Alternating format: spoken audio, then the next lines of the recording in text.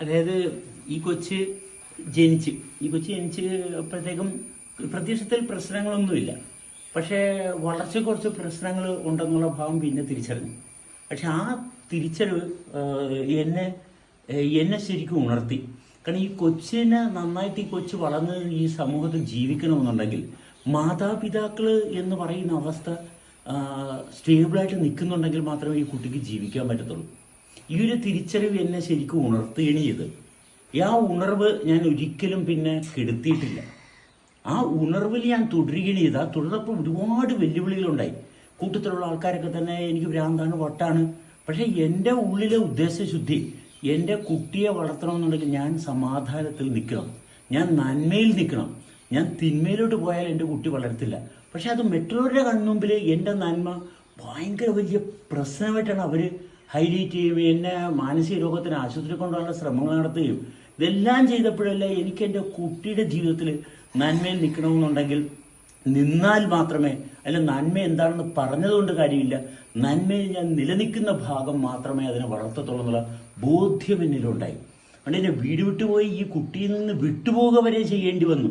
കാരണം ഞാനിവിടെ നിന്ന് കഴിഞ്ഞാൽ എന്നെ സാമൂഹികമായിട്ടുള്ള പ്രതിബദ്ധതയുടെ ഭാഗത്ത് ഉണ്ടാക്കാവുന്ന ദുരന്തം ഈ കുഞ്ഞിൻ്റെ വളർച്ചയ്ക്ക് വളരെ ദോഷം ചെയ്യുന്നതാണെന്ന് കണ്ടതുകൊണ്ട് ഞാൻ എൻ്റെ വീട്ടിൽ നിന്ന് വരെ മാറുക വരെ ചെയ്തു.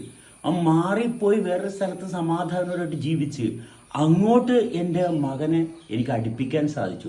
അങ്ങോട്ട് യാതൊരു ബുദ്ധിമുട്ടില്ല എൻ്റെ കുട്ടിയെ എനിക്ക് എൻ്റെ അടുത്തോട്ട് കൊണ്ടുവരാൻ പറ്റുകയും വരുന്നതിന് ശേഷം അവൻ്റെ ശാരീരികമായിട്ടുള്ള അവസ്ഥയിലുണ്ടാകുന്ന മാറ്റമെന്ന് പറയുന്നത് അത്ഭുതപ്പെടുത്തുന്നതാണ്.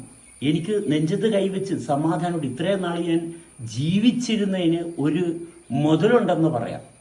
ഞാൻ ജീവിച്ചിരുന്നതിന് ഏക അർത്ഥം അല്ലെങ്കിൽ ഏക പ്രതിഫലം ഈ കുട്ടി ഇന്നിപ്പോൾ എൻ്റെ കൂട്ടത്തിൽ സ്വസ്ഥമായിട്ട് നിൽക്കുന്നു എന്നുള്ളതാണ്. ഞാനുണ്ട് അതെ അതെ അതെ അതെ. ബാക്കിയുള്ളവരുടെ ഭാവമൊക്കെ എല്ലാവരും അവരവരുടെ രീതിയിൽ ജീവിക്കാനുള്ള പ്രാപ്തിയുള്ളവരാണ്. ഇത് സ്വന്തമായിട്ട് കാര്യങ്ങൾ ചെയ്യാനും തിരിച്ചറിയാനും പ്രാപ്തിയുള്ള രീതിയിലല്ല കയ്യിലോട്ട് കിട്ടിയത്. അവന് ഇപ്പൊ 25 വയസ്സുണ്ടെങ്കിലും അവന്റെ അവസ്ഥയിൽ ഇപ്പോഴും നമ്മൾ കുറേ കാര്യങ്ങൾ ഇടപെടേണ്ട ഗതികേടാണ്. പക്ഷെ അത് വണ്ടേ മാറിപ്പോയനെ വരുന്നു. പക്ഷെ ചുറ്റുപാടുമുള്ള ആൾക്കാർ വിശ്വാസത്തിന്റെ പേരിൽ അവരതൊന്നും അംഗീകരിക്കാൻ തയ്യാറല്ല. ഇപ്പൊ എൻ്റെ അടുത്തോട്ട് വന്നിട്ടൊരു 10 ദിവസമേ, വെറും 10 ദിവസം കൊണ്ട് നിറഞ്ഞ നിൽക്കുന്ന ഒരു പിതാവാണ്. മനസ്സിലായ? നിറഞ്ഞ ഹൃദയത്തോടുകൂടി നിൽക്കുന്ന ചേഞ്ച്. അതെ, നിറഞ്ഞ ഹൃദയത്തോട് നിൽക്കുന്ന ഒരു പിതാവാണ്. മനസ്സിലായി? എനിക്ക് അതിനകത്ത് അഭിമാനമാണുള്ളത്. മനസ്സിലായ? കാരണം ലോകം അറിയട്ടെ ഞാൻ എന്താണെന്ന്. എന്നെപ്പറ്റി വൃത്തികെട്ട രീതിയിലൊക്കെ പലരും പലതു പറഞ്ഞപ്പോഴും എൻ്റെ ഉദ്ദേശം ഈ നന്മ മാത്രമേ നിലനിൽക്കത്തുള്ളൂ. ഈ നന്മ എൻ്റെ കുട്ടി അറിയണം. ആ കുട്ടി അറിയിക്കത്തക്ക രീതിയിൽ ഉള്ള സാഹചര്യം കിട്ടി. ആരാണെങ്കിലും, ഇപ്പം ഷാഫിയാണ്, ലില്യാനയാണ്, ജെനിയാണ്, ആരാണെങ്കിലും ഇവരെല്ലാം മനുഷ്യർ തന്നെയാണ്. ഇവരൊന്നും മൃഗങ്ങളൊന്നും അല്ല. അങ്ങനെ ഒത്തൊരുമിച്ച് നിൽക്കുന്നവരാണ് കുടുംബം. അല്ലാതെ ഭാര്യയാണ് ഭർത്താവാണ് തമ്മിൽ അടിയാണ് വഴക്കാണ്.